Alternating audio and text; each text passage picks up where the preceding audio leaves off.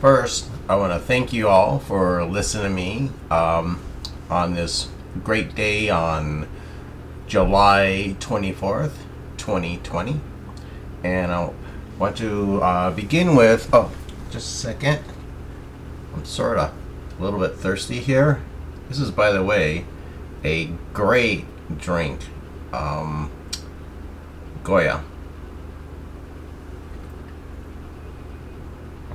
Really good.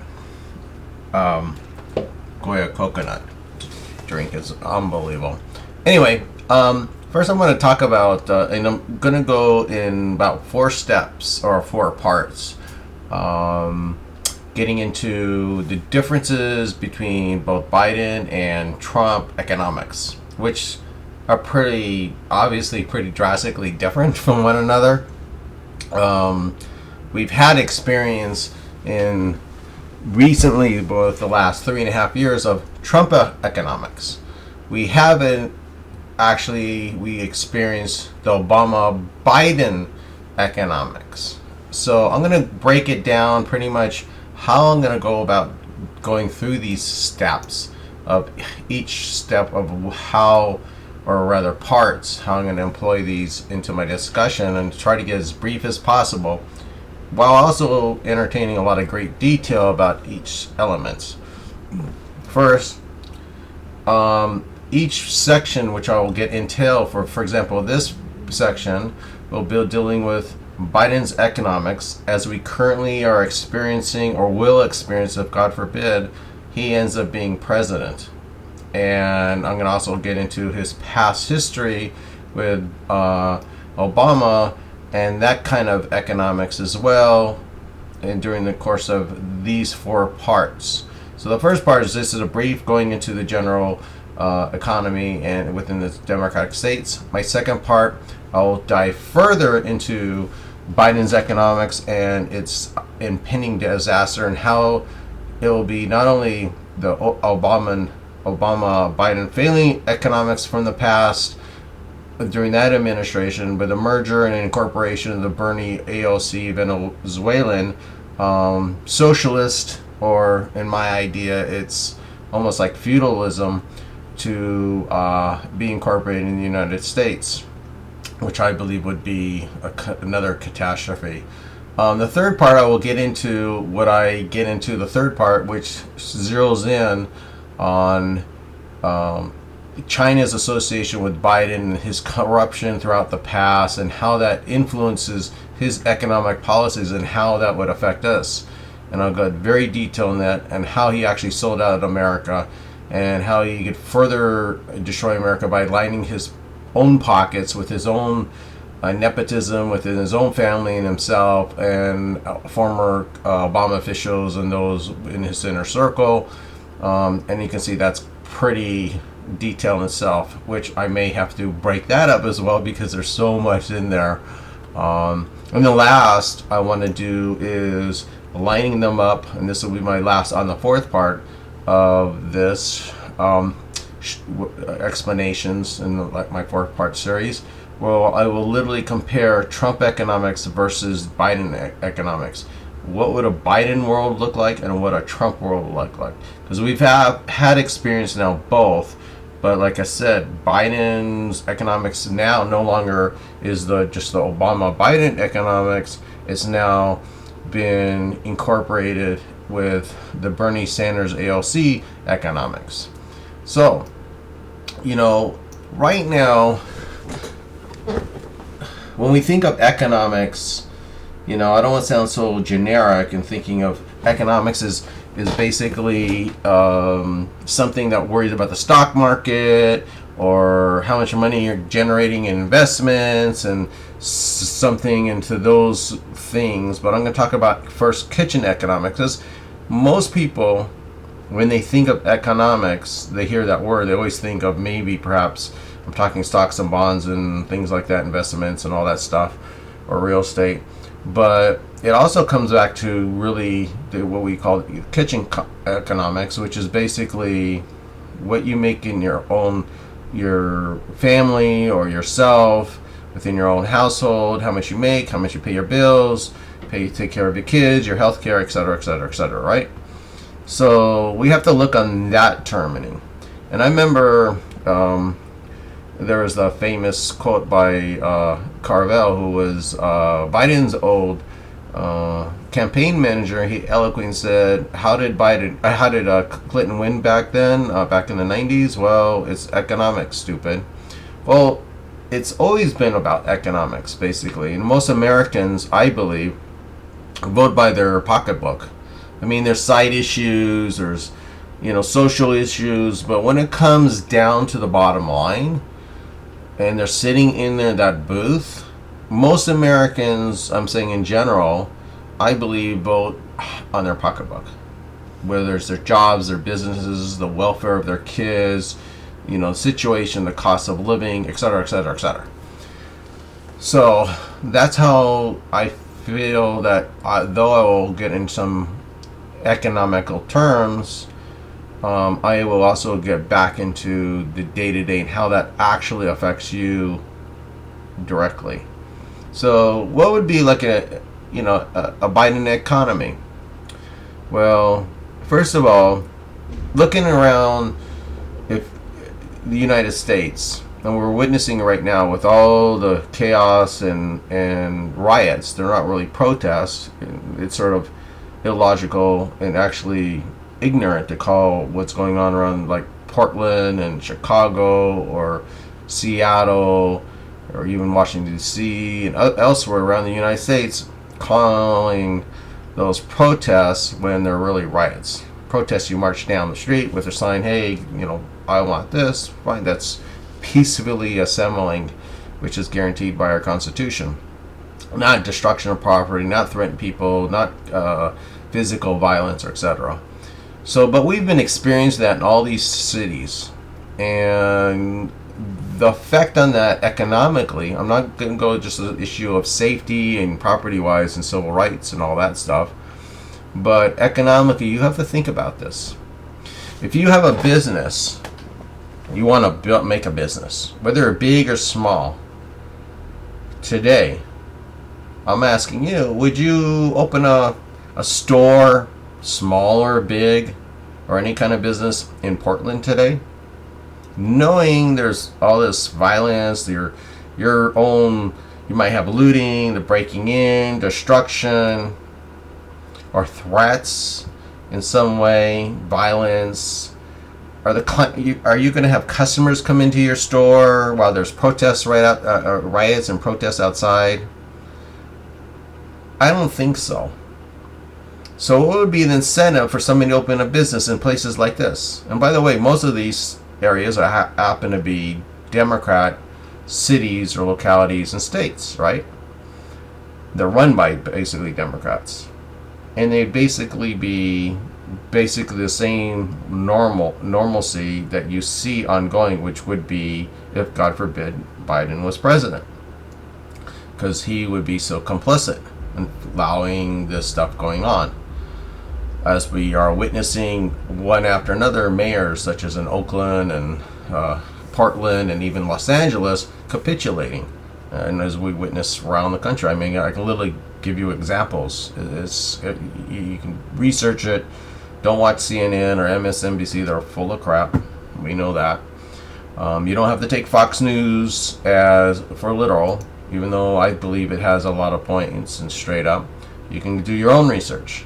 But you'll find that if you talk to people, real people on the street with real elements, that there's definitely violence, uncanny, that we've ever seen. Without a doubt. There's absolutely, without a doubt, destruction happening in these Democrat-run cities and towns. And because of that, it makes you wonder, how would this affect you owning a business? And if you don't own a business, how about getting a job? If there's no business, where are you going to work?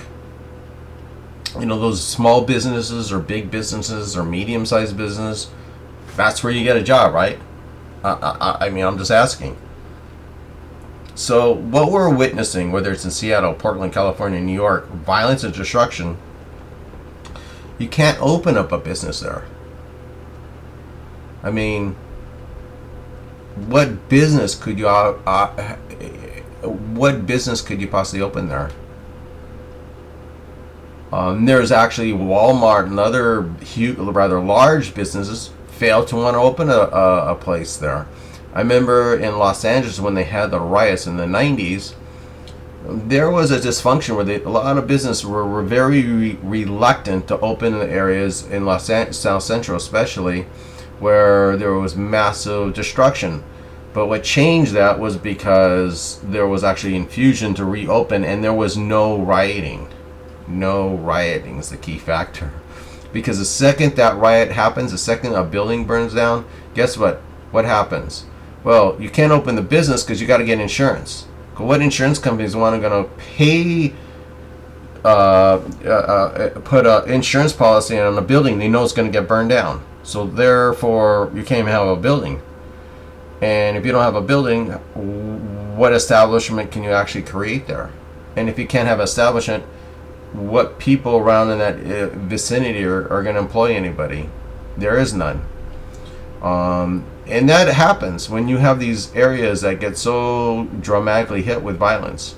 We often see this in Democrat-run cities and areas that are happening across the United States, particularly, let's say, for example, in Chicago, where violence is very high.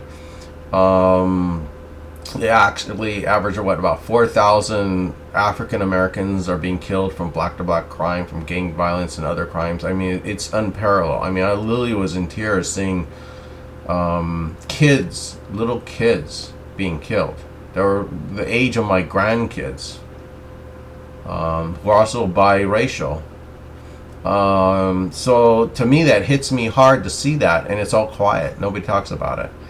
But these areas are like being destroyed economically, so that the only economics is going to be run in those areas are drugs and gangs. So that's the economy. It becomes this black market, mafioso, gang violence. No cops are allowed to go in there, which just brings another thing. If you defund the blocks, defund police department, then you have less police in there. So then you're going to have less economics because there's no law and order to create establishment. Because you need to first, in order to have any economics, this is just basic 101 economics, you have to have security. You know, when you hear about things around the world go crazy, let's say about oil, for example, so you sort of get relate. If you hear suddenly there's a war fighting between the Saudis and the Iranians or whatnot, and there's, something happens in the Middle East, whatever, between Shiites, Sunnis, Arabs, Israelis, or whatever, Christians, and, whatever thing happening over there, instability happens, and what happens with oil prices? Whoosh, they go up.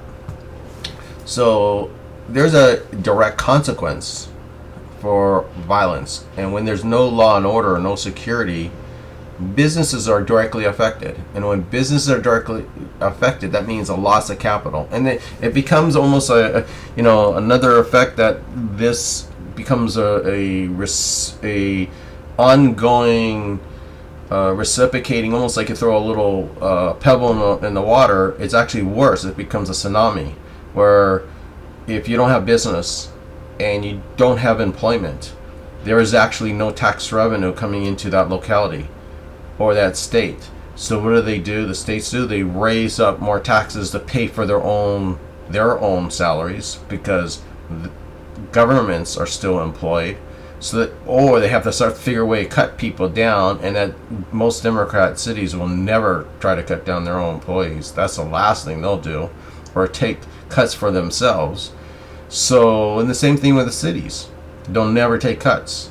So they just raise up taxes.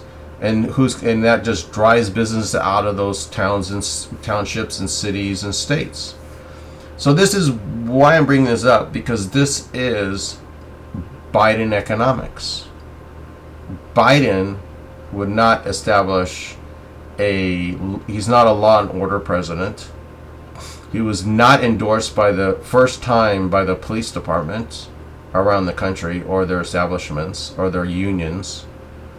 They did support both Biden and Obama back in '08 and also 2012, interestingly, because they thought they'd establish a law and order, but they aren't. And not surprisingly, they are backing Trump because he maintains law and order, which means, again, if you have law and order, you can open up a business. You can start in the beginning some tranquil that you can open a store and not worry about getting a firebomb thrown there or getting looted or customers being beaten up or harassed and et cetera, et cetera. Okay? So the first line of any economy is you got to have law and order. And in a Biden economy, first of all, you don't even have an economy because you don't have law and order. So I ask, what would you want a government to do? I mean, what are you going to do? Now, there's also the fact that you will notice that the draconian actions by both Democrat governments, run governments such as in California and elsewhere, and localities like in Los Angeles and New York, where they close down businesses at a whim. And they don't even compensate these businesses. So what are those business forced to do? And I'm talking about even the small business person, the person who, or family, and this is both across the board, whether minorities, African American, Hispanic American, Asian American, doesn't matter, just American, small business owners can't open up their business. So there's nobody to save them. There's nobody compensating them. The Democrats never ever put up any proposal to actually compensate them for when they're closed. Not one. Not in California. Why isn't, in California, for example, Newsom is not proposing that. Never will. He just said, okay, you're shut down.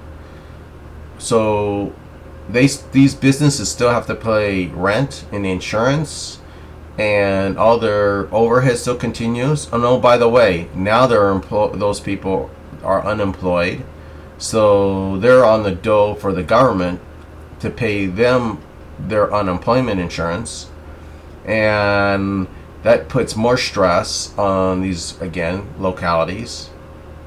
So who's going to take care of this? See, these businesses are no longer going to be around, and if they're no longer around, who are they going to employ? Because these single small businesses and large businesses are the ones who employ you if you don't own a business.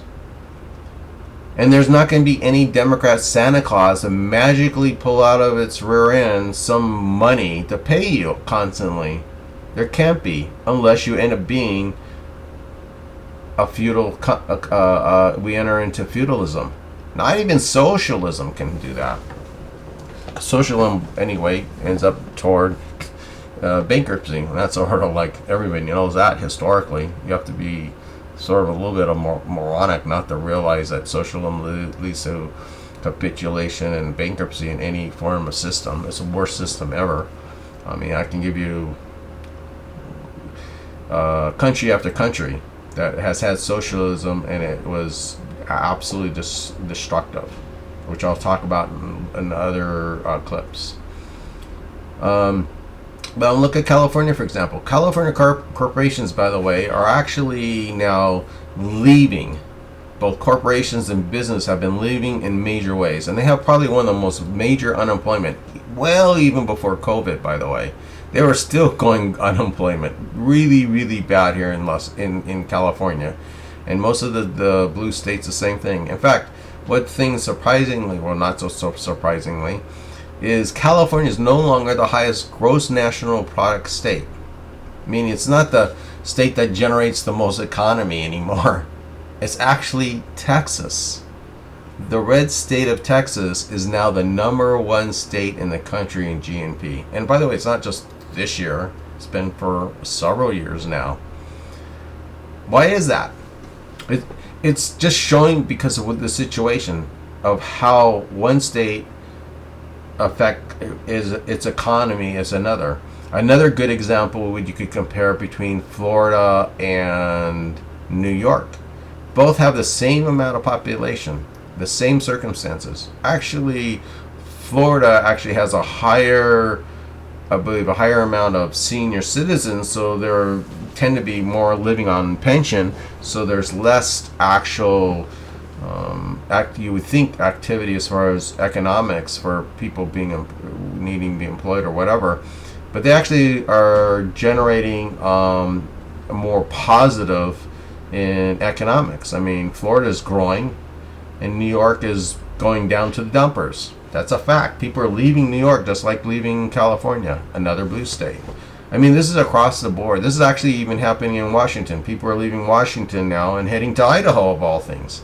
Why? Because of economic policies by these blue states. And by the way, these blue states that are having these economic policies, they're very much the Biden economics. Of course, Biden's economics is actually go from how these states are, but even further. Because, like I said, he's agreed to incorporate the AOC, Bernie Sanders, Green Deal thing. That would be a disaster, okay? So anyway, so basically, you can see every Democrat-run city, state, blah, blah, blah, are run down. I mean, their economies are in shambles. I mean, even before COVID, they were in shambles. And now after shambles, they're even worse because, they're, like I said, they're using these draconian measures, which I'm not going to get into because they don't use science for apply science. They're applying politics for shutdowns. I mean, it's pretty obvious. I mean, why would you allow protest in California and Portland and people assembling in these massive crowds, right? But they won't let open this little salon where they'll have maybe 7, 10 people working in the establishments, right? You see my picture? You see what I'm talking about? They think of themselves using political things that actually create economic disasters. That's all they care about. It's not about economies. In fact, the Democrats have now have really, they're not the same, by the way, the same Democrats from the 1980s or 90s, not at all, okay? And certainly not from they're certainly not the JFK Democrats or the RFK Democrats. Those RFK and JFK Democrats would be Trump, okay? Literally, and I'll go in that another time, because Trump literally copy and pasted JFK's economic plan. I'll get into that, and a lot of his policies. In fact, most of his policies. Anyway, so getting back to what I was saying, basically, Democrats basically have run down cities and their state governments, and like I said, they raise taxes. They have, first of all, we already established there's no law and order, so you can't even open a business. And if you already have a business, you get taxes up to the hilt. I mean, in California alone, they actually tax what they call it assets tax, where if you have a computer, they tax you. If you have furniture, they tax you. Anything you can think of, they'll tax you. So that's why corporations left. I mean, one of the biggest companies in Los Angeles, probably the biggest, and you probably don't know about, but you probably see their symbol, Deluxe, for example. One of the biggest major effects companies. They do the film, everything you can see, and they have associated with Deluxe. They got up and left the state of California and moved to Toronto, and this happened back around 2014. The reason why I know, because I had worked there. And a lot of them have left. Sony Pictures, their visual effects went to, I believe, Vancouver, and there's others that went to Montreal. They all left California, not even the U.S. And by the way, this happened during the Obama-Biden economic policies, before, with all the heavy taxes and all that stuff to corporations and everything. But this is what they did. So it's basically taxes, over regulations, that's what kept businesses from growing. And actually businesses disseminating, leaving, crushing, smalling, giving up, closing up. And this is the Biden plans. This is what would happen. He plans to reestablish taxes. He wants to remove all the taxes that Trump had cut down for corporations, middle class, lower class, and reestablish taxes. He thinks, okay, we're going to tax people who make $400,000 or more. Well, guess what a small business makes? So, are you people who you work for somebody, right? So let's say you have one employee. That's $40,000, $50,000, let's say. If you have 10 employees right there, that would be $400,000. So if they make a little bit more than that, that gross is already $400,000, right? How much money do you think that individual is really making off that small business they're going to get taxed for? You know, most of those small businesses are grossing between $1 million, $1.5 million, and that's actually considered really small in this day and age. That's their gross, you know, and they're going to get taxed for that, $1 million, you know, because they're over $400,000. Even if you subtract their costs and everything else, they're going to hit them up. And then there's the regulations they put them through, which end up costing even more. Because then they have to hire accountants, they have to pay this, they have to pay that, they have to go through leaps and finally they say, okay, enough. And then you add that, they put up so many regulations on having employees that they say, well, screw that, I'm going to outsource.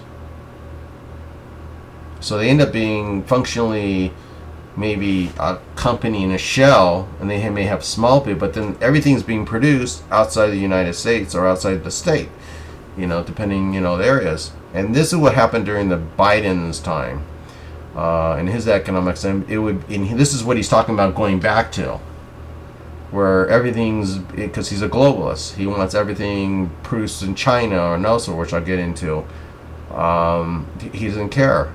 And he would reestablish high taxes, and even worse because he's now mandated the economic plan of AOC and Bernie Sanders. You know, everybody joked about him being, oh, we're going to have a socialist as a president. Well, look out. Biden is now decided, I don't even know if he really recognizes it, but he agrees to be a socialist. So that's basically where it comes down to. I mean, so look back.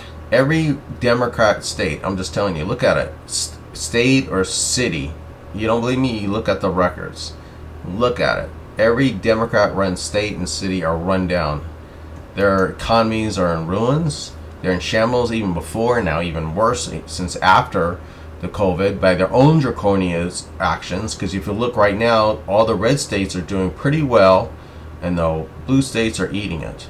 And by the way, if you look in the last 2 months, just on unemployment, for people going back to employment, do you realize within 2 months we've had over 7 million people go back to being employed? My question is, what states are those happening in? They're not really happening in the blue states, they're happening in the red states. Now ask why. Because that, you have Trump economics and then you have Biden economics. If you have Biden economics, you don't got a job. You don't have a business. You go to Trump economics, you got a good job, it's going to pay you more, or you got a great business with opportunity to grow or start a new job. And that's across the line. African American, Hispanic, you name it, Asian, woman, whatever, you're going to be doing it. But you can see it for yourself. We are witnessing it. That was my point. We are witnessing it. You can see it for yourself. You can taste it. You can see it. You're seeing it all around you right now. I mean, we're seeing every Dem politician right now. You know, and there's another thing. You have to realize who is really benefiting as a Democrat during their policies. You'll notice, and you can look this up, and I can verify this. My dad, let me put it this way. My dad once said to me, and my dad was a hardcore JFK Democrat. He was actually friends with Pierre Salinger. So that's how we go back. That's why I have some sort of grew up with in politics and all that stuff. But I remember him saying, why would a politician pay millions of dollars for a job that only pays maybe $100,000 or $50,000, whatever the salary is. Why would they get so much money into that campaign for that small amount of job? And why is it that now I realize when he said that, because he said this during a time when Edmund Brown, Pelosi's, the Newsoms were involved with a corrupt scandal. And because they all got really wealthy out of their politics. And by the way, that was Jerry Brown's father who was caught up into that scandal. It was called I believe the Squaw Valley scandal, which actually helped Reagan be elected as governor of California. But this is still going on. You can look at every politician and see how they make money. They enter maybe, let's say, as a middle class, and they become multimillionaires, or they enter as a millionaire and they become multimillionaires. I mean, look at Biden. He's been in government for somewhat 40 years. How the hell does he have all this money? Think about it. How does this damn politician have all this money? How is he a multimillionaire? And then you look at all the little side deals between his family, which I'm going to get into, and his son. And it's not just him, it's every one of them. Go look up the Newsom family with the Pelosi's. You think I'm kidding? How do you think they made all their money? There's a lot of stuff that goes behind the curtain that you don't see. How corrupt they are, because they're going to make it. Because they're going to make that taxes. They're going to make those little projects they call, and the projects never happen. Remember, there was supposed to be a speed rail that was supposed to be built in California from northern part of California down to the southern part of California. Never got done, and guess who had the contract? Oh yeah, Feinstein's husband. So I mean, there's a lot of things that don't happen, and where did that money go, and who got what kickbacks? Think about that. So when you think about how Democrats run their government, I'm not saying the GOP, because the GOP has their swamp, but they've changed. Trump cleaned it up. All those people like the Romneys and the McCains, they're corrupted just as bad as the Democrats back then. But they're gone. Most of those Republicans are gone. Trump made sure he cleaned them up, forced them out. That's why they had that one little thing. They had a big internal thing. But they're gone. But what's left with the Democrats? They have the old wave of corrupt Democrats, and now they got the new one. I mean, look at AOC with her corrupting. Money is being moved around from her campaign that goes into her campaign manager, and then it's suddenly, or Ilhan Omar. You know, these newer ones, they're the same thing. They're doing the same thing, and Biden has always done the same thing. And who benefits it? They do, but you don't. And it destroys our economic opportunities, and it messes with our economies and your bread and butter and your jobs and your businesses. Because what it is essentially is the Democrat Party, everybody calls them socialists, but in my eye, they want to run a government like it's medieval times feudalism, where they live as nobles in their protective little castles like the Barbra Streisands, and all you know is how they're all these elite Democrats. Oh, I'm living so great. And they have big walls, by the way, so nobody can go in. And they have guns because they have guns for their security to protect them. And so they live in this little world of nobility, and they expect to be a serf. That's why they're crushing you down. Have you ever noticed how every Democrat-run state, they're the small business or the mid-sized business or the middle class is being destroyed? Across the board. You can see it. You don't believe me? Look it up. It's right there in front of you. And as far as economic prosperities and opportunities, they destroy them. They destroy them. If you're an African American or a Hispanic American, you're the first ones they target. They will crush you so you do not have your business. They've tried that.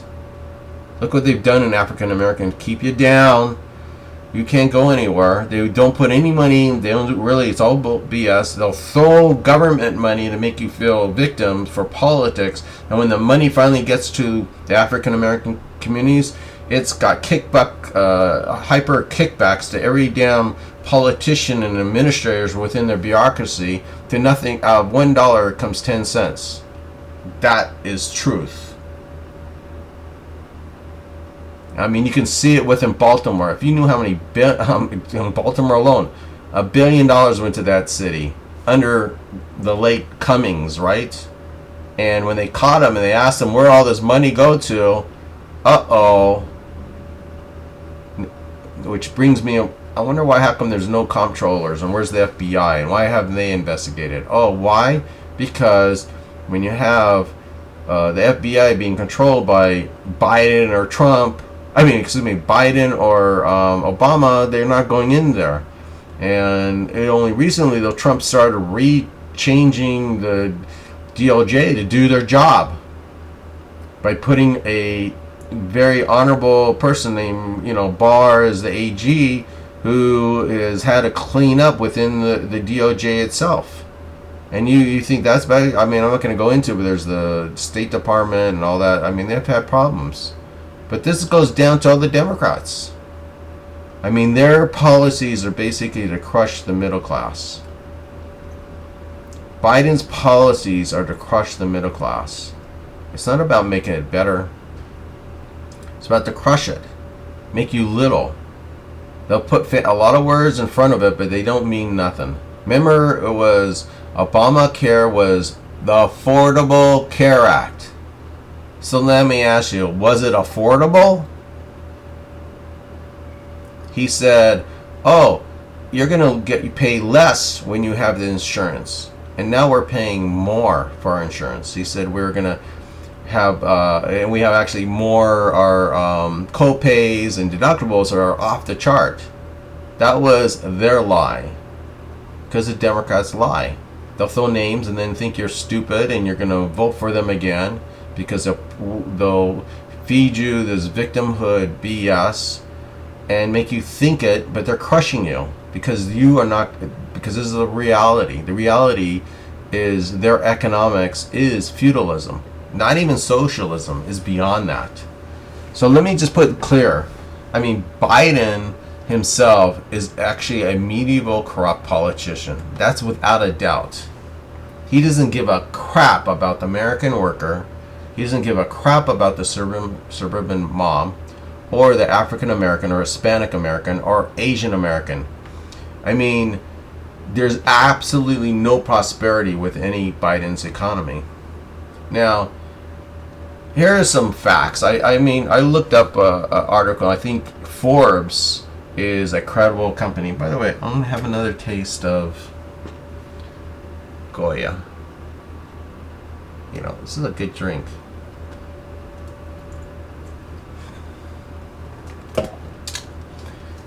But Forbes wrote, they did an analysis of how Biden and the Obama-Biden administration handled their economic policies and what really came out of them. And they determined, and this is by them, and Forbes magazine is pretty straight up if you want to talk about economic policies. I mean, they're very straight. But they actually said the Obama-Biden administration was one of the worst performed economic administrations ever. It actually stated there has been, under their administration, the worst recovery after a recession, with one of the lowest GNP that couldn't even reach a 1 point. I mean, 1 point in their gross national product. I think they may have had one. Apologize if I'm wrong, but it's around there. It's pretty low. Okay, it was a joke. I mean, the Obama and Biden fake economic stimulus that they had, this package where it's supposed to be. Remember, Biden still uses it. It's shovel-ready jobs that never really happened. Now he's promising the same thing. They put all this money. It's supposed to be economic stimulus and green deals and all this stuff that's going to happen. And oh yeah, they never happened, did they? And it turned out to be a joke. In fact, one of the companies, I can't recall the name of it right now, but I remember had gotten like millions of dollars. I think it may have been $1 billion, but I might be wrong. And it went defunct. So if they think they're going to just create this great economy, that's total nonsense. Now, I'm going to make a quote to you this is from Forbes. And they state, this is from the State of the Union address by President Obama. A growing economy that creates good middle-class jobs, that must be the North Star that guides our efforts. He's right. A good economy that creates good middle-class jobs must be the North Star that guides our efforts. But did it happen between 2008 and 2016? Nope. Sure as hell did happen during Trump's administration, right? Lowest unemployment ever across the board between African Americans, Hispanic Americans, Asian Americans, women, etc.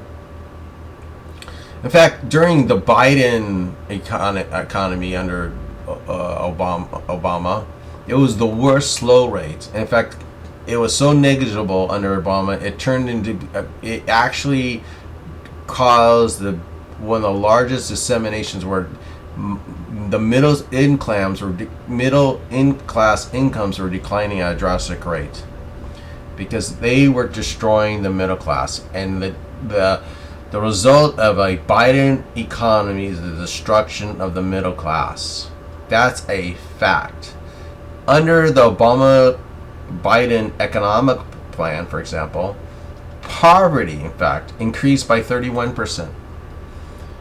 Now, if Biden becomes president, he'd basically be Obama-Biden 2.0. But like I said, it would be worse because he signed onto the socialist Venezuelan Bernie Sanders AOC economic plan. I'm not trying to scare you. I'm just telling you how it really is. I'm straight up telling you what it is. And he signed that. He signed onto that socialist program that would destroy our economy, your business, your jobs, your opportunities, and your prosperity. So with that, I want to thank you for listening, and God bless you all. Peace and prosperity. Thank you again.